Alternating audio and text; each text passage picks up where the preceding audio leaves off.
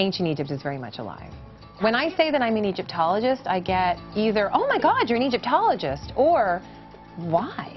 Just personally, studying ancient people makes me realize how important my situation as a woman is. The other thing about ancient Egypt that really intrigues me is it is one of the, if you include Mesopotamia, it is one of two civilizations that invented complex systems, complex state systems. My specialization is death and burial and the anthropology of death and burial. I deal with Ramses II, 19th dynasty up to the 20th dynasty, into a time period that's called the Third Intermediate Period. I specialize in non-royal individuals, not royal individuals. There are a lot of students of ancient Egyptian, but to devote your life to it is something that not everyone can do or should do.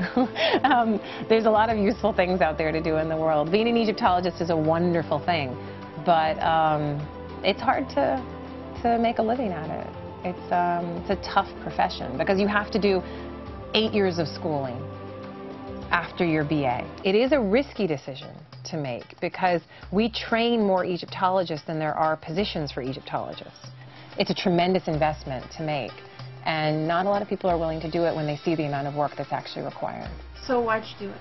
This is probably the most common question that I'm asked on a daily basis. I actually have a hard time answering that question. I shouldn't. I think I have a hard time answering it because it was like, well, yeah, what else am I going to do? I remember the moment when my mother came back from the British Museum on a business trip with my dad and gave me books of mummies, and I looked at those old and dead people for hours. I thought they were great, and learned as much as I could about Egyptian civilization. And by the time I was a sophomore in college, I realized that this was what I wanted to do. I made sure that I had the German skills, that I had French skills, that I had some of the Italian skills, because none of the texts that we use academically are translated. I have to be able to read German, I have to be able to read French, I have to be able to read Italian. Then I can go into graduate school and I can start to learn ancient Egyptian. And I can start to learn about Egyptian history, Egyptian culture, Egyptian grammar, and Egyptian archaeology. And I do that in class for about 4 years. Then you need to do your dissertation and write your book. Then when you're done, and hopefully you've gotten your first job, then you need to publish a book. It's like getting a medical degree, except you don't have to save anybody's life. You just have to stand, in Egypt with your professor, and he or she says, okay, read that. And you have your audience of 10 other students watching you, and you have to be able to perform, and then you have to teach it to other people and pass your knowledge on to the next generation. The scholar, you go through graduate school, you get your PhD, but it's just the beginning of the road. You're constantly learning new things. You're constantly testing and challenging yourself. So people are like, oh my God, can you read hieroglyphs? Is that possible? And I say, yes, it is possible. And you could learn too if you wanted to. Can you read to me what that says?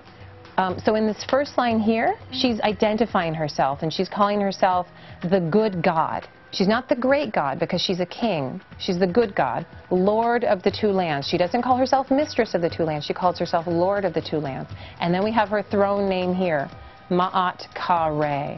Egyptologists can work in universities as teachers and researchers, or they can work in museums as curators and researchers. And those are generally the two paths available to Egyptologists. The interesting thing about being an Egyptologist is that you don't just go to Egypt, you have to go all over the world. And so there are objects from Egypt in the Louvre, in the British Museum, in the Metropolitan Museum of Art, and in the Cairo Museum. I'm a cultural archaeologist. So that's... A cultural archaeologist is somebody who is not a dirt archaeologist, but reconstructs ancient Egyptian lives from a combination of different types of evidence. So I use archaeological evidence, objects like coffins and books of the dead and statuary and things like that, and I use textual evidence as well to get at what they really wanted from their lives. There's never a holy grail, there's never a real definitive answer, but I'm still looking because all of these little pieces of the puzzle just intrigue me. I just want to know more and more and more, and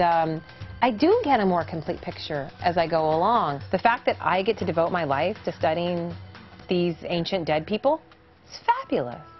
Yeah, I can't think of anything better, and I wouldn't do it any different if I had it to do over again. No. No. No way.